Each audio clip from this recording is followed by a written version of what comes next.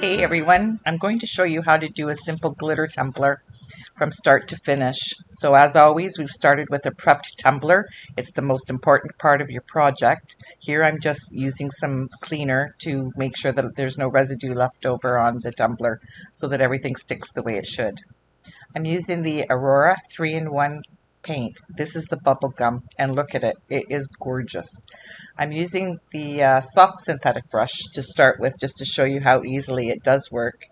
And then I'm going to switch to this soft makeup brush that I have on my website as well as the other one. They both work really well. They spread the paint perfectly, and the paint goes on so nicely. After I've done the full coats, got the whole entire tumbler done, I'm going to put it on the my hang thing to dry, and I'm going to let it dry for, I don't know, 20 minutes to half an hour, and then I will put on a second coat just to make sure that I've got a nice good coverage on it.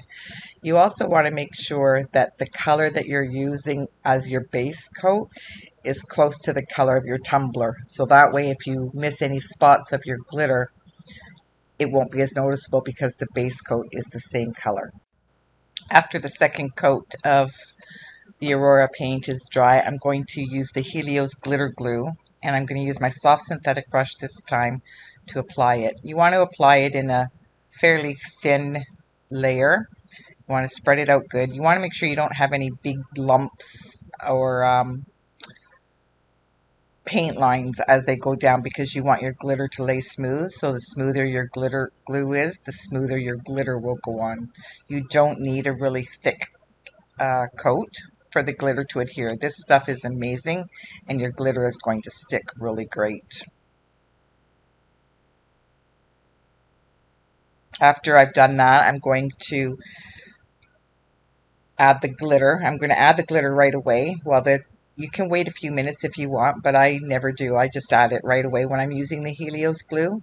So I'm going to apply my glitter, and I'm going to apply it fairly generously and just knock off the excess until I've got the tumbler completely covered.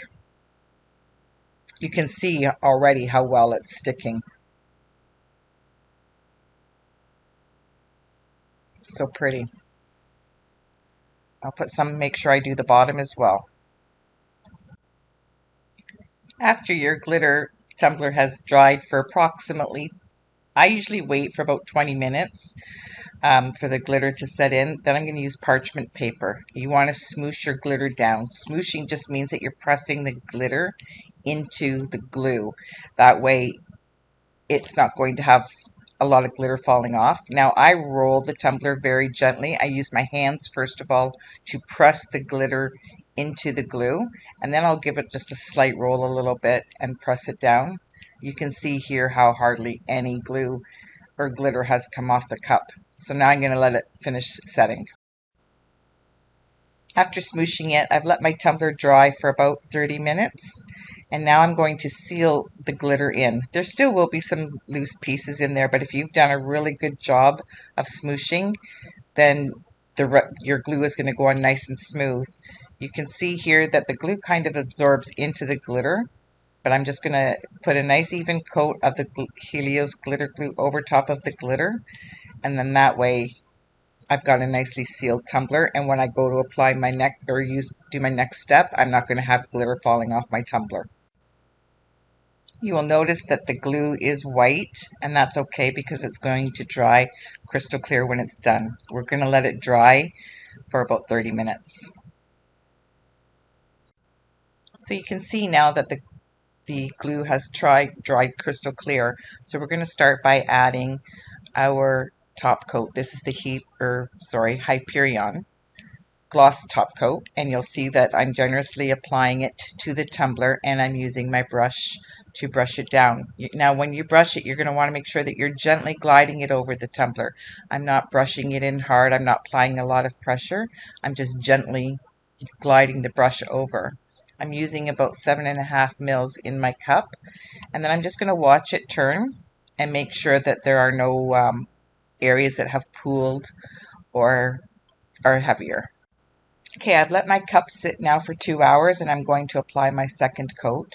This time I'm using my bottle of Hyperion to apply it. This is not for beginners, but I wanted to show you that it is possible to put it directly on from the bottle.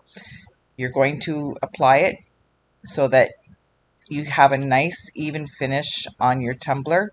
You'll see that it is milky. It's supposed to be milky, and you want to make sure that you don't have any pooling. And again, remember, you're not overworking it. You're just gliding your brush over nice and easy and making sure you have no pooling. So now we're going to go on to our third coat. I'm back to using the measured this time. So every time you put on a layer, you're going to see that it's going to go on easier and easier because it's not soaking into the glitter. But every time it's always going to have that milky white finish, and it will dry crystal clear. So we finished our third layer of Hyperion top coat, and we've let it dry for another 2 hours. So what we're going to do now is we're going to sand it down. We're going to give it a nice level sand. This is so we want to make sure that there's no hills and valleys in your glitter or in your top coat, because we want everything to stay smooth so that it's a nice even finish. So you're just going to use your 400 grit sandpaper. I wrap mine around a wooden block just so that it stays flat, because otherwise you're not really sanding down. You're just going to keep the hills and valleys in there. So you want to make sure you have something flat. So just give it a good sand. You want to make sure that you do your rims as well to get any excess glitter that might be sticking up. After you've sanded it, you're going to clean it off. You can use just a damp rag, or use lint free, and then or you can use a cleaner that I'm doing as well. But you want to make sure that you've got all your sanding grit off of your tumbler before your next step.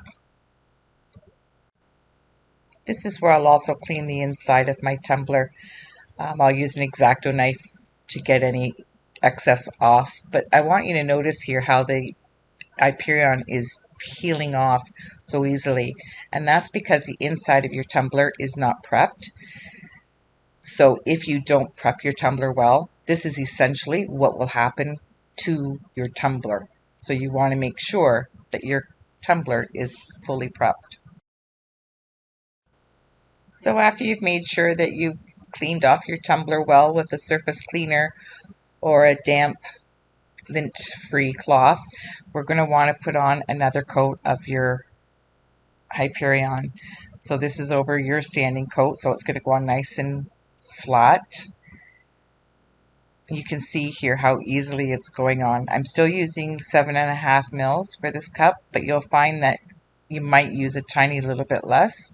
It might not take the full because it's not soaking in as much anymore. But you want to make sure that you've got no pooling, nice straight finish, and it's still going to be a little bit milky. Remember, don't overwork your Hyperion. Just glide it on and then let it sit for 2 hours. After your tumbler has sat for 2 hours, and also remember, you only need to really keep it on the turner for 1 hour. And that way it helps the Hyperion level out. So I'm going to put on a second coat. Again, as I keep saying, you're going to notice that it's milky, and it's supposed to be like that. And don't overwork it. Put on a full layer and let it sit for 2 hours. I've decided I'm going to add a decal to this glitter tumbler. It's been dried for 2 hours. You'll see how nice and shiny it is. It's nice and smooth, so we're ready to apply a decal. You put your decal in the water just to give it enough time so that it just starts to move off the paper. You don't want it to rip, but you don't want it to slide off super easy as well, because it makes it harder to apply. You're going to add water to your tumbler so that it slides on easily, and then you're just going to hold on with your thumb to the one side of your decal and then gently slide the paper out from underneath it. It goes on nice and flat, and then you're just going to use a damp cloth to get any wrinkles out that might be in it. You're going to want to make sure that your decal has dried. You don't want it to be wet when you're applying your Hyperion, so let it dry. It depends on how wet you got it, how big your decal is. I don't even think I had to wait half an hour for mine to be dry enough to do this. So you're just going to do as you've been doing all along. You're just going to add your Hyperion top coat. You're not going to overwork it. You're going to glide it on with a brush. You're not applying pressure, and it's still going to have that milky finish. But you can see that the milkiness is not quite as easy to see as it was before, but that's okay. It's still a little bit milky, and you're going to let it do its magic. And then you're going to let it sit for 2 hours. So I've let the first coat dry for 2 hours, and when I touch it, it feels like it doesn't even really need another coat over the decal, but I feel like at least a second coat for sure will be added protection, and it certainly won't hurt by any means. So I'll put on another coat, and then after the 2 hours, I will decide whether or not to put a third coat on. So that's about it. If you follow this tutorial and just follow the steps, and remember 3.5 mils per every 10-ounce tumbler to add your Hyperion. Don't overwork it,